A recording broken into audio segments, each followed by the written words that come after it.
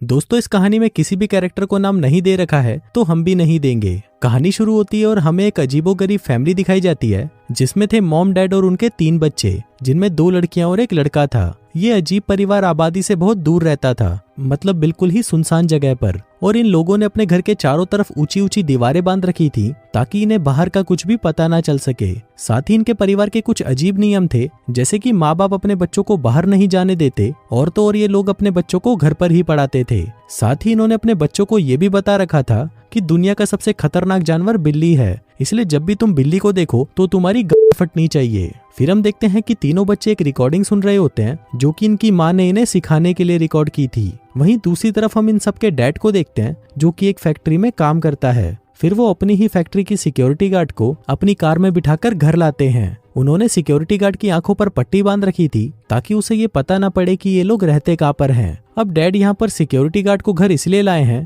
ताकि ये उसके बेटे के साथ मजदूरी करके उसकी शारीरिक जरूरतों को पूरा कर सके। फिर पलंग तोड़ मजदूरी के बाद सिक्योरिटी गार्ड बड़ी बेटी के पास जाकर बैठ जाती है। तभी बड़ी बेटी सिक्योरिटी गार्ड का हेयर बैंड देखकर पूछती है कि इसमें क्या लगा है। वो कहती है चमकने वाले पत्थर। बड़ी बहन पूछती है कि ये क्या होता है। सिक्योरिटी गार्ड कहती है कि ये पत्थर अंधेरे में चमकते हैं। बड़ी बहन कहती है कि सच में, ये तो बड़ी अनोखी चीज है। फिर वो बताती है कि मेरे पास भी एक हेयर बैंड था, लेकिन मैंने उसे छोटी बहन को सॉक्स के बदले दे दिया। अब ये देखकर हमें पता चलता है कि ये दिमाग से पैदल लोग अभी भी आदिवासी युग में ही जी रहे थे, जिसमें लोग सिर्फ अपने सामानों की अदला बदली करते थे और वहाँ पैसा नाम की कोई चीज नहीं थी।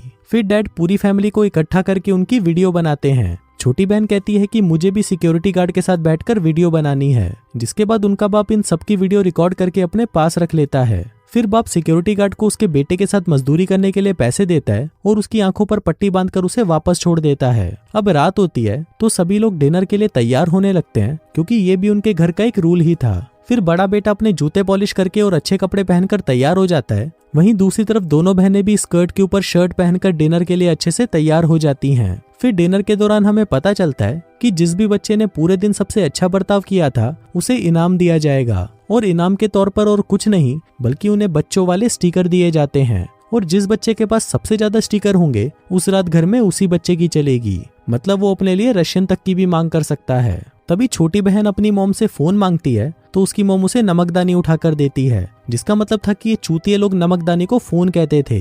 अब हम देखते हैं कि इन तीनों बच्चों में सबसे ज्यादा स्टिकर इस लड़के के पास थे। अब आप लोगों को लग रहा होगा कि ये तो रशियन मांगने वाला है, लेकिन ये चूतिया कहता है कि हम तो टीवी देखेंगे। हमें लगता है कि चलो ये कोई मजदूरी वाली फिल्म देखेंगे, लेकिन ये भोसड़ी वाले अपने दिन में रिकॉर्ड की गई वीडियो को रात में देखते हैं, क्योंकि इनके बाप ने इन्हें कुछ बता ही नहीं रखा था कि मूवी जैसा कुछ होता भी है। फिर अगली सुबह हम देखते हैं कि लड़का अपनी डैड की कार को धो रहा होता है, जिसके बाद वो पेड़ों के पास जाकर उनसे बातें करने लगता है। लेकिन तभी अचानक उसके पिछवाड़े में चुल सी मचती है और वो पत्थर उठाकर उन दीवारों के बाहर फेंकने लगता है, और ये बकचोदी करते हुए उसे उसके पेरेंट्स देख लेते हैं। अब उसे इस गुनाह की सजा दी जाती है, जिसमें उसे लिसरीन का एक ढक्कन कुछ देर तक अपने मुंह में रखना था, और जब तक उसके पिछवाड़े में बुरी तरह से जलन ना हो वो इसे थूक नहीं सकता था। फिर अगले दिन इनके घर के ऊपर एक एरोप्लेन उड़कर जा रहा होता है। तभी उसे देखकर बड़ी बहन कहती है कि काश ये नीचे गिर जाए और मुझे मिल जाए, लेकिन तभी उसकी माँ उसके मुंह पर एक जोर का चमाट मारती है और कहती है कि जब तुम इसके लायक हो जाओगी तब ये तुम्हें मिल जाएगा। फिर हम देखते हैं कि ये लोग दिन भर टाइम पास करने के लिए उल्टे सीधे काम करते रहते थे, जिनमें से ये दोनों बहनें अपने रुमाल पर क्लोरोफॉर्म छिड़ककर उसे सूंघकर बेहोश हो जाती हैं, और जो भी इनमें से पहले होश में आएगा वो ये गेम जीत जाएगा। वहीं दूसरी तरफ हम देखते हैं कि मॉम ने अपने रूम में टेलीफोन छुपा रखा है, जिससे वो अपने पति परमेश्वर से बात करती है और अपने घर की करंट सिचुएशन को बताती रहती है। वहीं बड़ी बहन उसकी मॉम की बातें सुन लेती है और सोचती है कि उसकी मॉम बावली हो चुकी है और खुद से ही बातें कर रही है। फिर हम देखते हैं कि इसका डैड जब घर पर आता है तो घर आने से पहले वो अपनी कार से खाने पीने का सामान निकालकर उनमें से लेबल्स को हटा देता है, ताकि इन लोगों को बाहर के बारे में कुछ भी पता ना चल सके।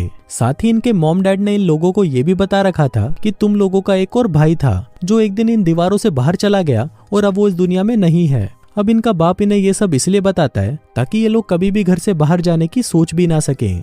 फिर अगले दिन रोज की तरह इनका बाप ऑफिस के लिए निकल जाता है और घर वापस आते वक्त वो अपने डॉग को लेने जाता है जिसने उसे ट्रेनिंग के लिए दिया हुआ था। लेकिन डॉग का ट्रेनर डैड से कहता है कि तुम्हारे डॉग की अभी 2nd लेवल की ट्रेनिंग जारी है और अभी उसे इसी तरह 5 लेवल को और पूरा करना है। अब क्योंकि डैड को अपना डॉग नहीं मिला था तो वो घर जाकर अपनी पूरी फैमिली को कुत्ता बनाकर उनसे भुकवाने लगता है। और इससे हमें पता चलता है कि बाप ने अपने बच्चों की परवरिश कुत्ते की तरह की थी ताकि अपने बच्चों को जो भी बोले उसके बच्चे वही करें। फिर अगले दिन हम देखते हैं कि डैड सिक्योरिटी गार्ड को लेकर फिर से घर आते हैं ताकि वो उसके बेटे के साथ दबाकर मजदूरी कर सके।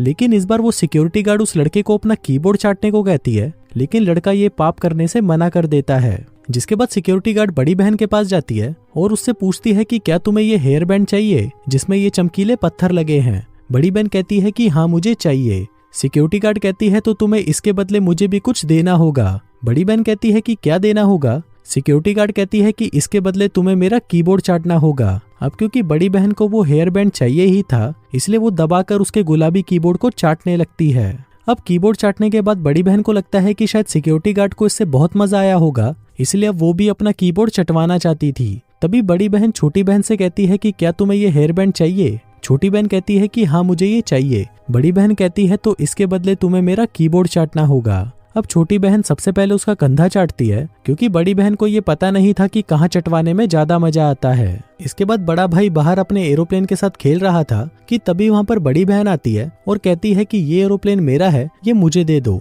तभी बड़ी बहन उसका एरोप्लेन लेकर घर से बाहर फेंक देती है। अब ये लोग घर से बाहर तो जा नहीं सकते थे, इसलिए जब इन बच्चों का बाप घर पर आता है तो बेटा बाप को कहता है कि मेरा एरोप्लेन बाहर गिर गया है, प्लीज वो मुझे उठाकर दे दो। तभी उनका बाप अपनी कार में बैठकर बाहर जाता है और बिना पैर को कार से नीचे रखे एरोप्लेन को उठाकर अंदर आ जाता है, क्योंकि उसने अपने बच्चों को बता रखा था कि घर से बाहर पैर रखते ही बाहर जो शैतान लोग हैं वो तुम्हें नुकसान पहुंचा सकते हैं, इसलिए वो लोग भी घर के बाहर पैर नहीं रखते। फिर एक दिन हम देखते हैं कि इनके घर में एक बिल्ली आ जाती है और अब जैसा कि इनको पता है कि ये दुनिया का सबसे खतरनाक जानवर है, इसलिए इसे देखते ही सबकी फटने लगती है। तभी लड़का अपने हाथ में हथियार लेकर उस बिल्ली की तरफ आगे बढ़ता है और उसे उस हथियार से मारकर मार डालता है। फिर जब ये बात इनके बाप को पता चलती है तो वो अपने सारे कपड़े फाड़कर और अपने शरीर पर लाल रंग लगाकर घर पहुंचता है और सभी से कहता है कि बाहर रहने वाले शैतानों ने मेरी गांड फाड़ दी। फिर अगले सीन में हमें पता चलता है कि इन बच्चों की माँ फिर से प्रेग्नेंट है और फिर डैड अपने बच्चों को बताता है कि तुम्हारी माँ एक बच्चे और एक कुत्ते को जन्म देने वाली है, जिसको सुनकर सारे बच्चे तालियां बजाने लगते हैं। अब कुछ दिन बाद सिक्योरिटी गार्ड फिर से इनके घर आती है और फिर से बड़े बेटे को अपना कीबोर्ड चाटने को कहती है, लेकिन वो फिर से मना कर देता है। फिर मजदूरी करने के बाद वो बड़ी बेटी के पास जाती है और उसे अपना कीबोर्ड चाटने को कहती है, लेकिन अब बड़ी बेटी भी उसे मना कर देती है और उससे पूछती है कि मुझे इसके बदले में क्या मिलेगा। वो कहती है कि मैं तुम्हारे लिए हेयर जेल लाई हूँ, इससे तुम अपने बालों को कैसे भी सेट कर सकती हो। बड़ी बहन कहती है कि मुझे ये नहीं चाहिए, जिसके बाद वो बताती है कि अगर तुम मुझे तुम्हारे बैग में रखी VCR टेप दे दोगी तब जाकर ही मैं तुम्हारा कीबोर्ड चाटूंगी। उसके बैग में रखी हुई टेप्स हॉलीवुड मूवीज की टेप्स थी और सिक्योरिटी गार्ड उसे अपना कीबोर्ड चटवाने के बदले वो दे देती है। फिर जब घर में सभी लोग सो जाते हैं तभी बड़ी बहन उस टेप को चलाकर देखने लगती है। अब उसने उसमें बॉक्सिंग की मूवी देखी थी तो वो भी उसके डायलॉग्स को कॉपी करके एक्टिंग करने की कोशिश करती है और ये पहली बार था कि इसने पहली बार अपने घर से बाहर की कोई दुनिया देखी थी। लेकिन फिर पता नहीं इसके बाप को इसके बारे में कैसे पता चल जाता है, जिससे वो बहुत ज्यादा गुस्सा हो जाता है। जिसके बाद वो उस VCR टेप को अपने हाथ पर लपेटकर उससे बड़ी बहन को दबाकर मारता है। जिसके बाद उनका बाप सिक्योरिटी गार्ड के घर जाता है और इस पाप के लिए उसे भी कुत्ते की तरह मारता है। अब क्योंकि इनके बेटे के साथ मजदूरी करने के लिए कोई लड़की नहीं थी तो उसका बाप उसकी माँ से कहता है कि अब बेटे को अपनी मजदूरी की प्यास अपनी दोनों बहनों से ही बुझानी पड़ेगी। लेकिन वो दोनों में से किसके साथ मजदूरी करेगा ये डिसीजन वो अपने बेटे पर ही छोड़ देता है। अब बेटा अपनी दोनों बहनों में से बड़ी बहन को चुनता है क्योंकि उसके संतरे और गुफा ज्यादा कड़क थी। फिर हम देखते हैं कि मॉम अपनी बेटी को अपने बेटे से बजवाने के लिए तैयार करती है। दरअसल इन बच्चों को रिश्तों के बारे में कोई भी जानकारी नहीं थी और उन्हें ये भी पता नहीं होता कि ये लोग कर क्या रहे हैं, इसलिए जब ये दोनों एक दूसरे के साथ दबाकर मजदूरी कर रहे थे तो दोनों में से किसी को भी इसमें मजा नहीं आ रहा था। अब वो मूवी देखने से बड़ी बहन को पता चल गया था कि इस घर के बाहर भी कोई दुनिया है और अब उसे वो दुनिया देखनी थी। फिर रात को वो एक पत्थर का डंबल लेकर बाथरूम में जाती है, जिसके बाद वो उसे उठाकर सीधा अपने दांतों पर मारती है और उससे अपने आगे के दांतों को तोड़ देती है, जिन्हें डॉग टूथ भी कहा जाता है। अब बड़ी बहन ने ऐसा इसलिए किया